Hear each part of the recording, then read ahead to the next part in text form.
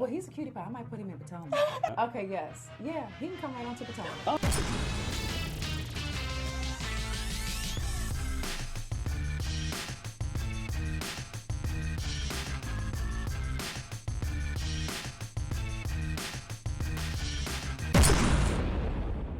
What's up, y'all? It's your boy RHOA. We're back with another video. I want to thank you guys so much for tuning into the channel. Listen, if you haven't already done so, hit that subscribe button down below. Hit that notification bell button so you don't miss a single drip drop of the news that we got going on here on this channel. Now, I want to get into today's news. We're going to be talking about Real Housewives of Atlanta ex-star Apollo Nida. He's alleging some very interesting information. And then we're going to be talking about the Real Housewives of Potomac, the latest episode that aired last night. We got a lot to cover with that, so let's settle down, settle in, grab your coffee, your tea, whatever you drinking, and get ready to get into this.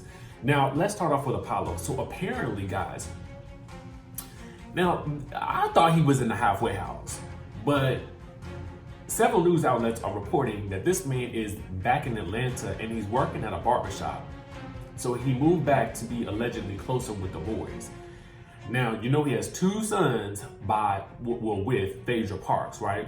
So Phaedra Parks has been on vacation with the boys, you know, probably before school starts and all that good stuff, before, you know, and the madness of the school year is underway. So I'm sure she wanted to take the boys out of town, get them away, you know, have some fun. But Apollo is basically alleging that she's not letting him see the kids. So I'm unsure what's happening, because I thought he was in the halfway house, and I thought he was there until October. But y'all let me know what the deal is. Did he get out early? Because when I was researching, I really couldn't find that information. So that's number one. Number two, this is the post that he made on Instagram. It's a post of the kids basically saying, "Don't worry, we will be together soon. No matter what, she can't keep us apart. The fight will not stop to be a good dad. There's not a day that goes by that I don't think of the two of you. Love and miss you so much. Day one dad, always been there. Fathers have rights too."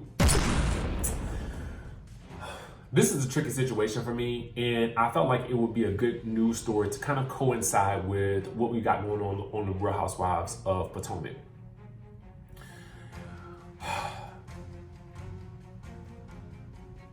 I'm not a father myself, right? But I can only think about my relationship with my own father and the lessons that he imparted, you know, to me.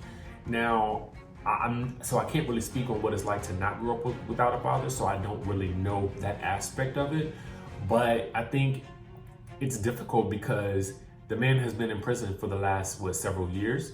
So if he's saying that he's always been there, I mean, has he? You know, what can he do to really provide for them during the time where he's actually incarcerated? I don't know that, you know, and if you guys have experience with this, or if you have been a father who's been incarcerated, chime in below. If you dated a man that's been incarcerated and he's been a father to the kids, chime in below. Let us know in what ways maybe that we're not even thinking of, or that we don't know, that he is possibly able to be that type of father that he is claiming to be. I can understand, given the nature of his crimes, her hesitancy about having the kids around him, because they are young boys and they are very impressionable.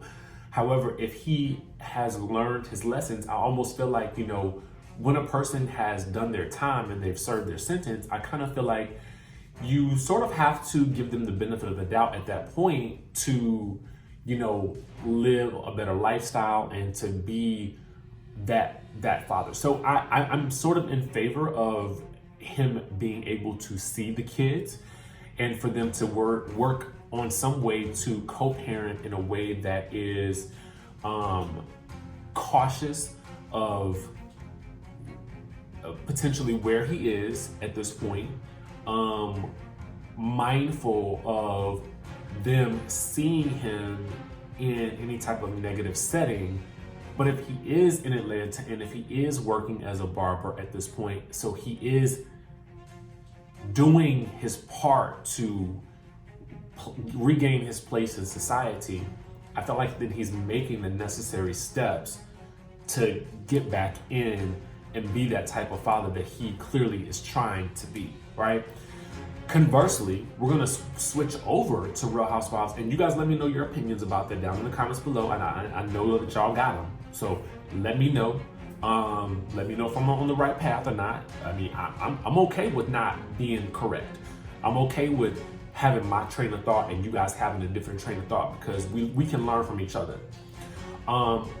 Let's transition that over to Ashley from Real Housewives of Potomac, because we start off the episode basically with her having the door slammed in her face by her dad, who is a white man.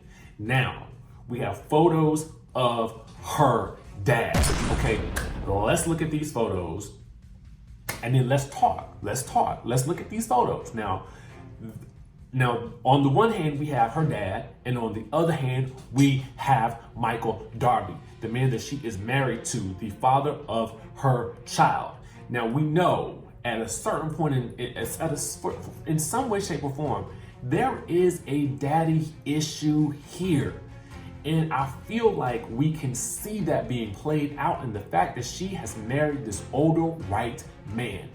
Now, let's pause for the cause, because at the end of the day, there's nothing wrong with her being either mixed or black, or however she self-identifies, in marrying a white man, an Asian man, whoever she wants to marry. I am a love everybody type person. That's not my thing, but I'm looking at the pattern here. This is an older man, this is an older white man, and this is a man who she sometimes almost seems to take a daughter-like role.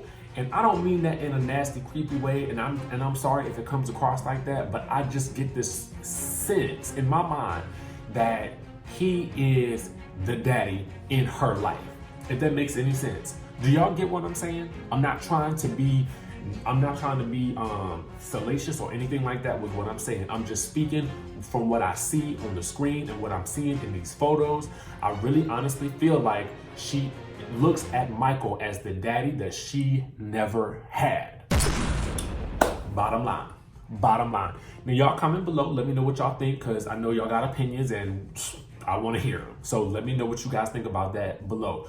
I think it was awful that this man did not even want to acknowledge her, but if the cameras were there, then I can also understand him being taken by surprise as well and not wanting to have that type of attention drawn on himself. I'm sure there's some degree of shame for the way he has possibly treated her over the years, and he doesn't know how to confront that, because he's clearly able to, be the father of two kids, but we don't know what type of father he is. So we don't know what type of relationship he has with those kids. So we really can't say that, you know what I'm saying? But all we know is, I'm trying to understand, was he a white man that had this, one night stand with a black woman, and now he's ashamed of it and living in shame of this whole situation? Because now we know who you are. And so it's out there. It's absolutely out there. And kudos to Ashley for exposing this aspect of her life on television. There are so many people, I think, that have this issue. And this is why I have the feeling that I have about Apollo, because he is actively trying to be that type of father so that they don't grow up thinking that they didn't have the father that wanted to be there. So in light of looking at Ashley's situation, I can appreciate the stance that Apollo has taken in saying, hey, I'm trying to be that type of dad. If he feels like he needs to let the world know, I somewhat get that. I mean, I sometimes think that you should keep those types of things off social media, but if he's being painted in a negative light, I sort of get why he's doing that. So, that's just basically how I feel. I mean, I definitely think that Ashley has some daddy issues, but that's just me. Now, I want to talk about Robyn and her trucking business.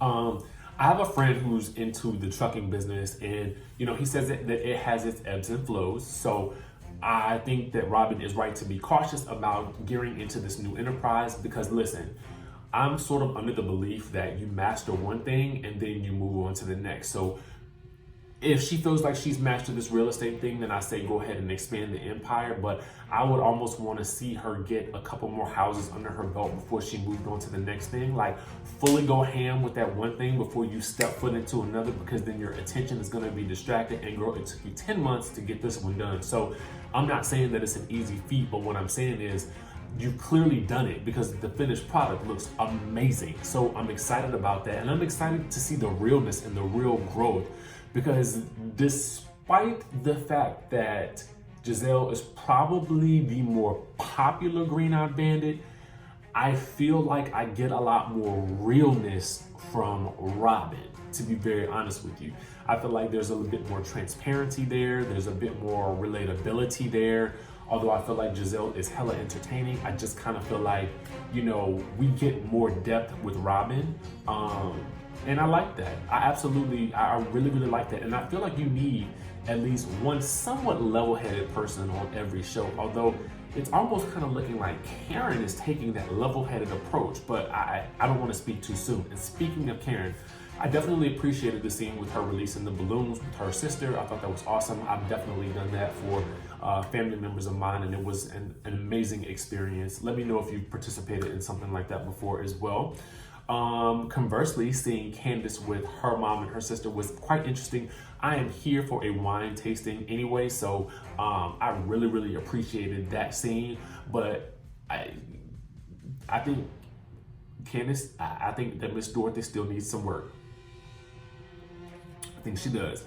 And your side eyes in that scene to me were epic. Okay, so I want to get into this whole Giselle versus Monique situation, because I kind of feel like it was an unnecessary mess, right?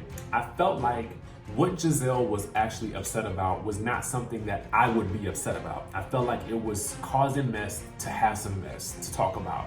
And then at the end of the day, she just sort of sit back and started drinking her champagne while the rest of the girls went at it.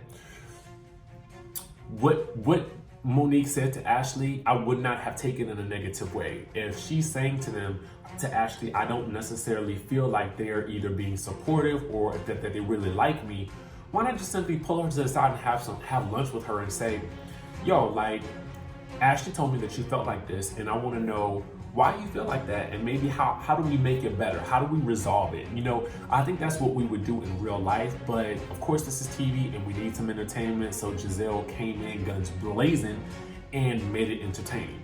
Now, to do that at her friend's event, which is going to impact her money, if I was Robyn, I would have went off and I might have put her out of the house, because at the end of the day, you're not going to impact my money. I'm sorry. Friend or not, sister or not, green-eyed bandit, twin or not, you're not going to impact my money. And I felt like that was kind of the wrong time, wrong place. But Giselle has basically copped to that on social media. So I'm excited about that, because I feel like she realizes when she has a wrong and she's correcting it. I just don't want it to be an empty apology, because that is manipulation. Think about it. It was also messy of Ashley to report that information back to Giselle without doing it in a method that was concerning. Does that make sense, guys? I think that Karen hit the nail on the head when she called Ashley out about that, because she's like, yo, you shouldn't have even brought that to them, because you were creating more mess for this girl that you're now claiming is like your girl, right? So then when Candiace walks in, Candiace deflected, in the most masterful way. Candiace, I gotta give it to you. You deflected and turned that situation around on Monique and was like, no, she told me that you read her my text messages. And I gotta appreciate Monique, because she handled that like a pregnant G at that. And she just laid back there. I sure did. Rubbing her belly. Listen, kudos to Monique for, to me, she kind of took the MVP spot in this argument, if you ask me, because she held her own against Giselle and against Candiace, but also she did it without being, and was unapologetic for her logic behind it, right? Now, does Candiace have a right to be upset about that? Absolutely. But I appreciate the fact that Monique said it, she admitted it and didn't back down from it and didn't apologize. I like that in a person. And I know you guys kind of go in on me about that sometimes, but that's my position. I like a person that says what they say, wrong or right, doesn't back down from it unless they feel the need to apologize, which I'm also here for as well. So let me know what you guys thought about this week's episode. Listen, Ashley was on Watch What Happens Live, and she basically reaffirmed her statements about Katie having like a mail order cooch or whatever she said about her. It was quite messy, and I'm definitely going to be asking Miss Katie all about what she thinks about all of these statements and more in our upcoming interview. So you guys be on the lookout for that. Also be on the lookout for my next interview with Funky Dineva / Quentin Latham. We're going to be talking in-depth one-on-one, so you guys stick around for that. It'll be coming out either today or tomorrow. With that being said, make sure you guys subscribe to the channel, hit the notification bell button, and I will see you in the next video.